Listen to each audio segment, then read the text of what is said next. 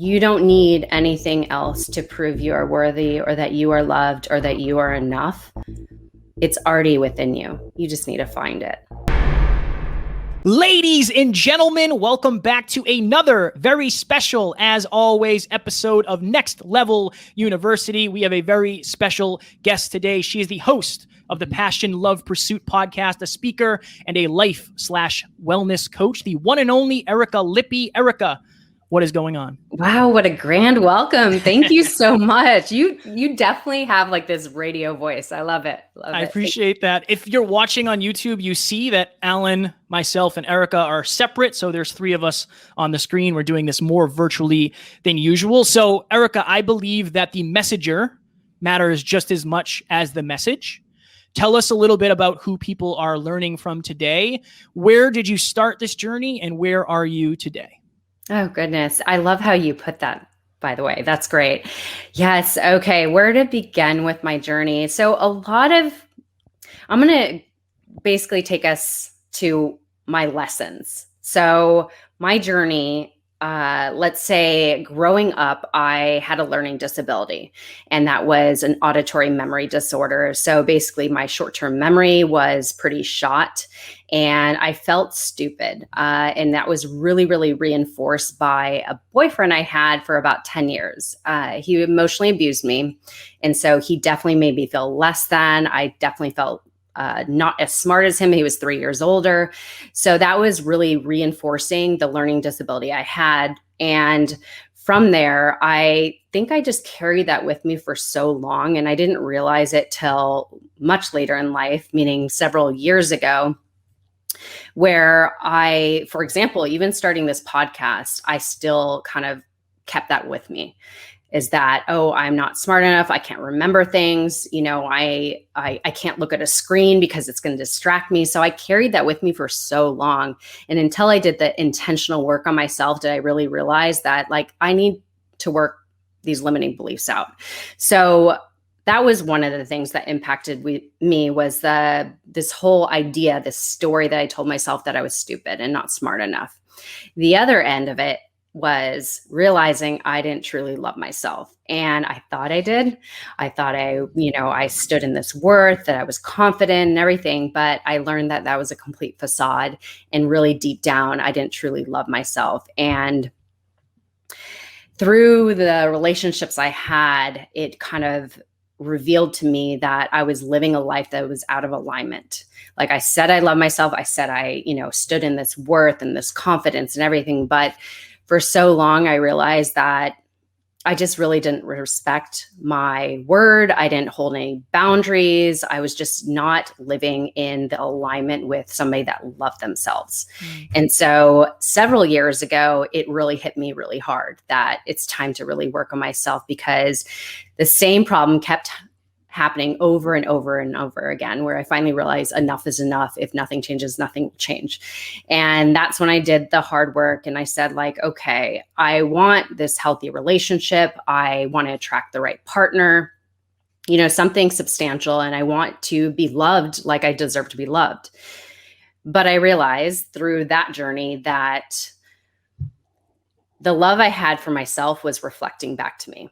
So if I wanted love, I needed to love myself first. And that's when I went on the journey of really deepening that worthiness, learning to respect myself, to actually detach myself from the stories I was telling myself and actually become the woman that actually could have what I wanted. And so that's what happened several years ago. Let's say it was about, I think 4 years ago now, approximately, that I really did the work and just uncovered the falseness of my stories and connected myself more to the truth, like the beauty that I do have within me, and that we're all flawed in some way, but that's the beauty. The imperfection is the beauty. The challenges we go through and everything, that's what makes us beautiful, as long as we continue to grow and continue to evolve and actually be able to look at the darkness so we could reveal the light.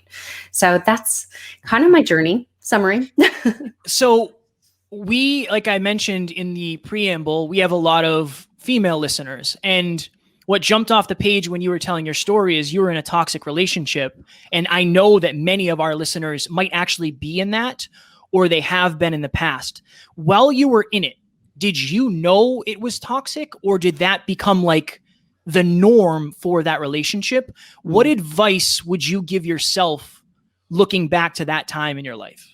So I haven't really shared this, but there was one specific relationship I had for about 4 years. And it was, when I say relationship, it was basically a fling, a hookup. It wasn't something substantial, even though we had this great chemistry and everything. And it was very toxic, to be honest, because it wasn't, number one, I wanted a monogamous relationship that was actually based on love, that had, great intimacy and connection and all that. And it lacked everything of that. So yes, I completely knew it was toxic. And both of us actually knew how toxic it was, but we were so addicted to the chemistry we had. So we both, it was an in and out type of situation, but when I was in it, I wanted so much of what it was. So I looked for the things that were actually good about it and just seeked more. I was needing that like dopamine hit, and in that, what I realized, it was really just, I wanted to be loved and I wanted to feel like I was enough and that somebody wanted me more than another. And that's what the continuous cycle that kept me in is just like, I needed that ego hit pretty much, like I need my ego fed. And so, yeah, what I would tell any woman listening, that we need to really get to a point where we don't seek outside validation. We have to really do the work to accept ourselves as is and really create those boundaries for anything that is not serving that. Like, we need to really find the worth in ourselves, the love, the deep love, self-love foundation, so that we could attract the right thing into our life and repel everything that's not. So that's what I really have to say to that is, yes, I was very aware of the toxic situation, but I was so addicted to it, to be honest. At the time, did you think that that was normal and that there wasn't an alternative, or did you know that there was something more? Yeah, I definitely thought there was something more, and I knew I deserved more, but I think I just got so wrapped into it that it was what I wanted. And I thought there was a possibility of change. Like, I always thought there was a way that it would get better. And like, I always saw the possibility of it. And instead of looking at the reality of what it was. So, yeah. What I find most interesting about what you just said is that I've been guilty of that in the past as well, of the wishful thinking. The seeing the potential of what could be versus what actually is. And what's interesting is that can be a gift and a curse, right? So if you see your own potential, that's a good thing. But if you're making your decisions in the moment based on seeing someone else's potential and what could be, you might always be clinging to something that might never actualize, especially when it's outside of your control. Can you talk to our listeners about falling in love with potential rather than what really is, and sitting in the uncomfortable truth of that so that you can change? So I think awareness is the biggest piece of personal development, is actually like being aware of really what's happening and really what's going on, and aware of how you're feeling, and also awareness of what is going on, So when you talk about like being attached to what you wish it to be, and fantasizing all these things, that's great. Like, there's positive things to that, right? But bringing awareness to actually what is the truth of what's going on. And that's the whole thing with like limiting beliefs, is like, is it really true? Like, is this really the reality of what the story we're telling ourselves? Is it really true? And that's kind of the same thing when it comes to relationships. It's like, am I making it something that I want it to be, or am I actually telling the truth of what it is? So I think it's just really bringing awareness and also acceptance of what is, and just making peace with that, and kind of releasing and letting go of this idea of what you wish it to be. Erica, I did some research into you, And back in the day, you were a fit model, not to be confused with a fitness model. So can you talk about what that is and how that may have shifted the way that you look at and or think about yourself? That's a good question. Okay, so I actually still do it. It's Okay. actually, I don't talk about it because I've been doing it for about 17 years now. So it's something I still do, but I'm trying to kind of push myself away from that. But so what a fit model is, it's basically a live mannequin for clothing manufacturers. So clothing manufacturers, let's say I fit for a lot of denim. So let's say Joe's Jeans, for example, which is one of my clients that I've been with for about 15 years. They will fit the jeans on me and they'll basically fit it exactly to my body within a 1/4 inch, right? And then they mass produce that for every size. So that's what I've been doing for a long, long time. And funny enough, when you ask me like how that has affected me or, what do I feel about that? For the longest time, this was part of the reason why I so wanted to transition from it, is that I was always seen for a body.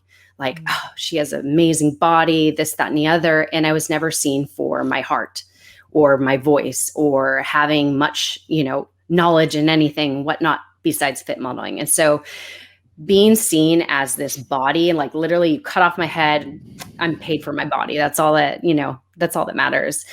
It actually really affected me for some time. And that was so much the reason why I'm like, I need to do something else, because I know I have so much more to offer. And I want people to see me for my heart and my voice and for the impact I know I can make by speaking my truth and also serving the knowledge or the lessons I've learned through my life.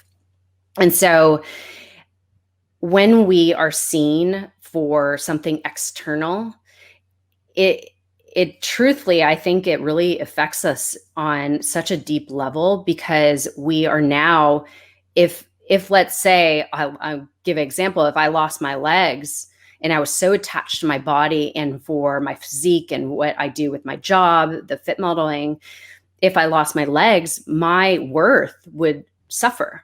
Because I'm seen, that's the way I'm validated, is I'm, that's what I'm paid for, or whatever it may be. So we really have to get to that deep place where like we are worthy just as we are, our soul, again, like our experiences, how we serve the world, like that's really what matters. So it affected me a lot. And that's why I repelled so much away from it, even though I still do it, but I repel so much away from it, because that idea of that my externalness is what's serving, that's paying my bills per se, Yeah. So yeah, that's how it's affected me. But I now look at it as like, I'm an expert in what I do. I know I'm valuable to the companies I work for. So I look at it in a different way now, opposed to how I might have looked at it before. Like I was just, my body is my worthiness. Would you say that was quote unquote your identity? And if so, what was your identity then versus what is Erica's identity today? Yes, I definitely felt that was very much my identity. And I was always, and also just from the feedback I would get from men, like I would always get complimented on my body, my physique. And that, yeah, it definitely was my identity that I was pretty much tied to, and that I felt my worthiness from. Mm. And then my job was kind of reinforcing that. So it was kind of ironic. So my identity now is so much more to me, it's all rooted in my soul and the impact I make from just sharing my story, being vulnerable, just being honest, being authentic, and being able to impact others by my podcast and also just being on other people's podcasts. So it is so wrapped up in, honestly, just the foundation of everything, which is self-love. Yeah, it's not the externalness by any means. So, Erica, we have a system called the PMES system, physical, mental, emotional, spiritual. So we believe that every human being has a physical component, a mental component, an emotional component, and a spiritual component. And I believe we're born into this world, and society and our environment wants to focus on the outside, the physical, like you've already mentioned, especially if you grew up beautiful. I remember I was sitting down with one of my main mentors, a 75-year-old man, very wise. And I asked him, like, what do you think are my biggest bottlenecks? What can I do better? Blah, blah, blah. He said, honestly, it's all this, Alan. And I was in like a fitness shirt. I was a fitness model for a time as well. He's like, you're too good looking. People can't see your mind. And it was felt that for so long, to be honest. So I could really relate to that. My girlfriend is drop dead gorgeous. You're very beautiful as well. And it's interesting because her mind and her heart is what she always wanted to be valued for. And it's interesting because as a person who statistically or whatever might be on the better looking side, I've noticed too that like I'm an electrical and computer engineer. Like you wouldn't know that, right? Like I'm a nerdy, techie, straight A's in high school, straight A's in calculus without going to class type of genius, blah, blah, blah. And I'm not a genius, but like you would never know that looking at me. Kevin and I look like bros. Before coming on this show, we look like a couple bros. Like you wouldn't know we were going to talk deep about authenticity and vulnerability. And so all of us are all up against this wall of perception. And you as a beautiful woman, honestly, are still up against that wall because you're more than the pretty face and the beautiful body. So can you talk to our listeners about how you got back into that soul level and heart level when we live in such a physical, mental world? Yeah. And I really relate to everything you were just saying, because I remember I went to a couple personal development seminars, if you want to say. And I remember there was one guy that came up to me and he's like, you are so beautiful, but I'm very intimidated by you. And I'm like, why? And he's like, because, walking up to you or seeing you out, it's like you don't feel approachable, like you're too beautiful to be approached. And I'm like, what? But then he said to me, he's like, but now that I'm talking to you, you're so real and authentic. And like now I feel like that you don't have a wall. And I'm like, I didn't even put up a wall, but he stated it's because you're so beautiful. And I was like, this is so weird, but it gave me a little something to think about, because I'm like, why am I being perceived this way when I don't feel this way? Nor am I actually like, I don't feel I'm putting that out there like that. And I think, like you said, it's like when anybody is good looking, people think that that's just who they are, like that they have like this wall that maybe they think they're, better than you and this, that, and the other. And obviously that's not the truth. But when I went through the experience of really deepening my self-love and really just getting to the root of who I am and what do I stand for, what do I value, that's when I really embodied that worth, that it would just naturally be exposed. So I talk about like you need to become the person you want to attract, right? So you need to embody it. You need to exude it. It needs to come out your pores. So I think just going through the journey of really just embodying everything that you are and really getting in touch with what you value, your beliefs, and just finding that peace within yourself, I think it naturally is going to shine outward. So anybody that has that judgment on you, that's on them, right? Like ignore it. It doesn't matter, because it really matters what you think of yourself. And so I think when anybody projects onto you, that's on them. But you need to be honest with yourself. Like, are you pushing that on them? Like, are you projecting that on them that you're more special because you're better looking? Or are you actually embodying your worth and actually shining your light? Is that the truth? Like, you need to be real with yourself, be really responsible and real with yourself of what you are projecting in the world as well. Erica, you mentioned, I was doing some research earlier too, you mentioned that your self-confidence originally was actually a facade. And Kevin and I have an incredible community, and early on in our Facebook group, we had a question of how confident are you from 0 to 10? Mm. And there were a couple questions. And what we found is that there's a cognitive dissonance between what someone thinks of themselves and what they really are. So some people would say, I'm a level 7 out of 10 confident, but yet when I'm in public, I don't like to speak up. And so it's like, wait, there's a disconnect there. And then there was other people who don't think they're very confident that actually kind of are in an interesting way. So how do we reconcile this story we've told ourselves about ourselves versus the uncomfortable truth that you spoke so much about on this episode already? How do we uncover the truth of the uncomfortable truth, even if it's even if it's a good thing, but it's outside our comfort zone to see ourselves in our truth. Yeah. How did you do that? And how do we do that? I think the most important thing is becoming quiet, being able to listen to really what is the truth of your own beliefs and your own stories, like being quiet with yourself and journaling about it. I don't journal now, to be honest, but when I went through my whole journey of uncovering all these truths or lies, I would tell myself it was a lot of journaling and a lot of uncovering what the stories I was telling myself. So for example, like confidence, I would come off very confident, but the truth is I really thought I wasn't smart enough. I felt like, I wasn't doing enough, and yet I was making a lot of money or whatever, but but was it doing something I love, and I think it's just being really truthful and honest and responsible, taking responsibility for any outcome in our life. And, I just think it's just getting quiet with yourself and letting whatever comes in, come in, journal about it and uncover, like, is that true or is that not true? And so when I say my confidence was a facade, yes, on the outside, I would look confident. I would speak that I was confident, but the reality why I say it was a facade is because the stories I was telling myself, like the things I was telling myself were totally opposite of a confident person. So that I think it's just being really honest with yourself and uncovering where is that coming from.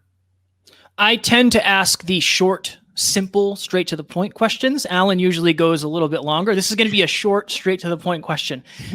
How do you know from your perspective whether or not / how much self-love you have? Because how do you measure that? How do you know? Because there's the ups and downs. You could bomb an interview with your dream guest and you're probably not going to feel good, but it's not going to affect your self-love. But I think for a lot of people it does. So how do you know and how do you measure it? That's a great question. I love it. When it comes to true acceptance, that any flaws, any per se mistakes or failures, that doesn't deter you away from who you are. That doesn't make you less than it. For me, I think the measure is just accepting all the flaws, all the mistakes, all the failures, all this, and loving all of it, like the totality of who you are. So I think the measure is when you don't judge yourself for failing, judge yourself for your mistakes, and just you accept it and you let go and you're peaceful with it. So I think that's the measure, is just true acceptance. But how do you balance that, Erica, with getting better? How do you balance it with getting better? Because I agree with you, but I think that can become a trap for people, because it's like, well, you bombed the interview, you got to learn how to not bomb it next time. And I'm with you on the self-love, self-esteem, self-worth. Like I'm all about that. But I also think there's another layer of yeah, you're good enough always, but you're also kind of not, in a weird way too. There's another level for you. So how do we help people aspire to greater while also loving themselves? Continuing to grow, continuing to seek new knowledge. Like if you fail at something, okay, look at it a different angle. How could I learn to improve this? And step outside your comfort zone. Just continue to grow. I think that is key. Is once the more growth or the more progress you have, the more fulfillment, the more love, the more acceptance you have of yourself. So I think it's really just to seek new knowledge, seek growth. And that, I think, will just reinforce how much you love yourself, is to just step outside your comfort zone. Appreciate you. Erica, you talk a lot about authenticity on your podcast and on your social media. What parts of people's authenticity do you think they hide the most, and why? Strong work, Kev. We're really challenging. We're bringing the heat to Erica today. Yeah, I love it. I'm at home, so it's I'm just researching. I appreciate it so much. Well, vulnerability is just sharing their truth from their heart without wearing this mask and I think we all wear masks, and that's okay. That's part of, all of us want to be loved or accepted and feel like enough. So all of us have worn masks. But I think true authenticity is when you are not afraid to be seen, that you don't wear this mask and hide your flaws so that, that you could be accepted or so that you could fit in. I think that's what we hide the most, is just being vulnerable, just to be seen for our humanness, like seen with our tears, seen with our shadows. I don't know. What I love so much that has evolved in the last years, especially when it comes to social media, is people are sharing their vulnerability and truth. But sometimes I feel, because that is, if you want to say, a trend as well, that sometimes people are oversharing almost to feel liked. Right. And that's where I think reality checks needs to set in. It's like, are you sharing this because you want to be liked more? Or are you sharing this because you're just being human and you want to share it with others, maybe so that they could gain something from it? So, I think you have to be honest when you are being vulnerable or you are being authentic. What is the reason you're being that way? Is it to be liked more? Can you, I used to call it the naked truth. I used to call it the brutal truth. I used to call it the honest truth. I had all these different names for it, and I don't like any of those labels anymore. I've evolved. And now I'm calling it the uncomfortable truth, because sitting with the uncomfortable truth of your own bad habits or your own poor decisions or your own flaws, as you call them, but like knowing that they're not really permanent, I think is such a critical, like, okay, so for example, if you're out there right now listening and you aren't making as much money as you'd like to make, like, there's some level of responsibility that you need to sit in the uncomfortable truth of, you know what, I shouldn't be spending this, and this, and I probably should work on my career. There's nothing wrong with that. That's a good thing. What I'm trying to help people understand is, how do you have self-worth on the soul level where you are 100% amazing as you are today? But then when it comes to your career in the marketplace, you have to understand that, like, as a human resource, you're there for a certain skill. You said in an interview recently that confidence is a skill. How do we reconcile for our listeners and for ourselves the difference between self-worth and then your worth in the marketplace? Well, it really depends on, obviously, what market you're serving, right? In the coaching world, of course, it's like the more you share your truth and the more you are serving your audience authentically, then you are. Sorry, I just totally forgot the question. I was trying to remember the question. So how do you just differentiate the worth in the marketplace, and then? Yeah. How do you personally? So Erica, you have a business and you work with these clients and you are a fit model and you have a certain business dollar sign in the marketplace in terms of your worth, but yet you know that your worth is infinite in the self-worth piece. I think a lot of people have trouble discerning between those two. Like, so for example, Tom Brady is the best quarterback, so of course he's worth more to the NFL than someone who's not good at football. And we get that, but yet his self-worth shouldn't change based on those two externals. Can you go into that a little bit? Yeah. That's an interesting way you put it. So when I think about I think regardless of what you're paid or what you are worth in the marketplace, that should never obviously affect the worth of who you are. And I think they're together, like they're one, it shouldn't ever be, matter what you're paid. You need to be real with yourself of obviously what you're bringing to your, who you're serving, and you're getting paid and asking for what you are worth. But that doesn't mean that value should dictate what you are worthy of yourself. So I'm not sure how to really answer that, but I feel like it obviously it comes down to the work on yourself is really deepening like your worth, that it should not waver depending on outside circumstances.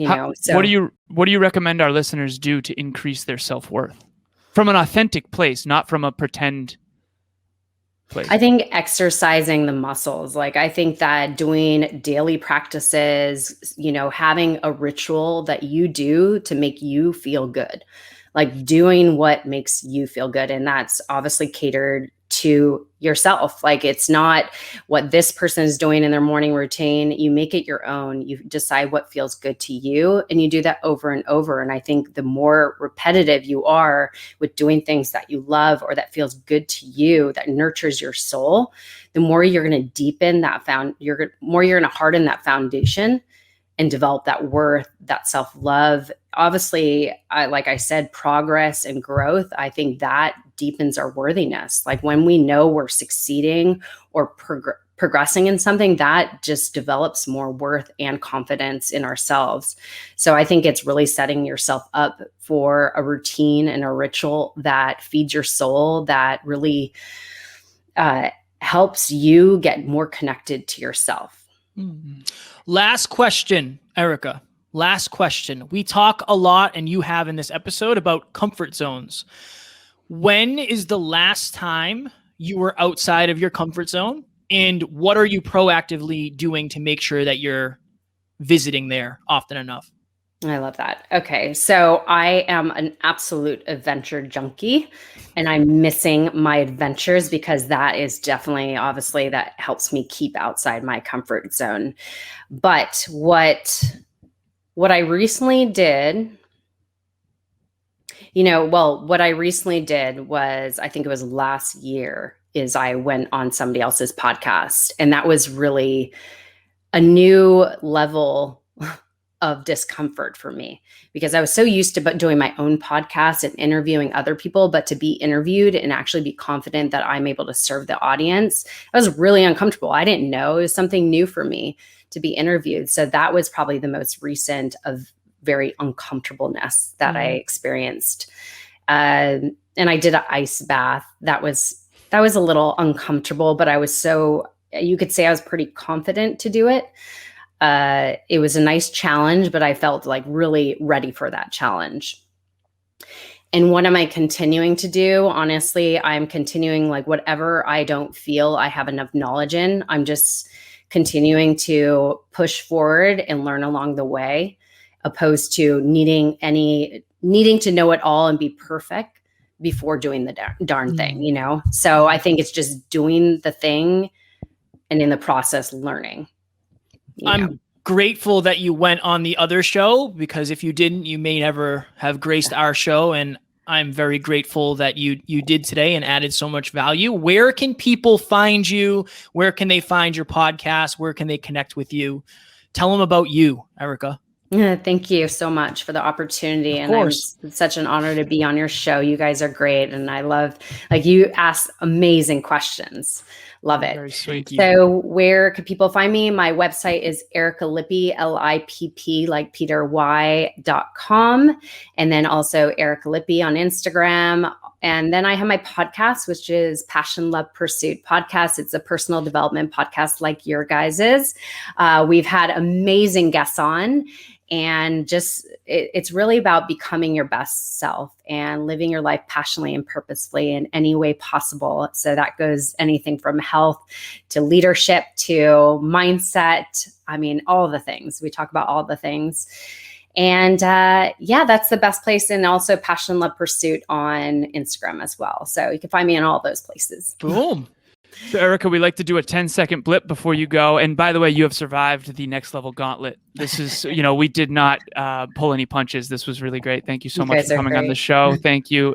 Tough philosophical questions. It was very good. Always. 10-second blip, 10 seconds to one little piece nugget for our listeners before they walk away today. I would say that all you need is within you. That you don't need anything else to prove you are worthy, or that you are loved, or that you are enough. It's already within you. You just need to find it. So never seek love from another before you love yourself, because whatever you love about yourself will be reflected back to you. Now, that was a good 10-second blip. Some people go for a minute, and there's other that was right on. That was strong. 10 Mississippi. Erica, thank you so very much for joining us. Ladies and gentlemen, follow her, listen to her show. She is a genuine human being who's doing amazing things in the world. Erica Lippy, thank you so very much for joining us today. Thank you, Kevin and Alan. You are amazing. I love you guys already. Love you. Thank you so much, Erica. Thank you. Thank you.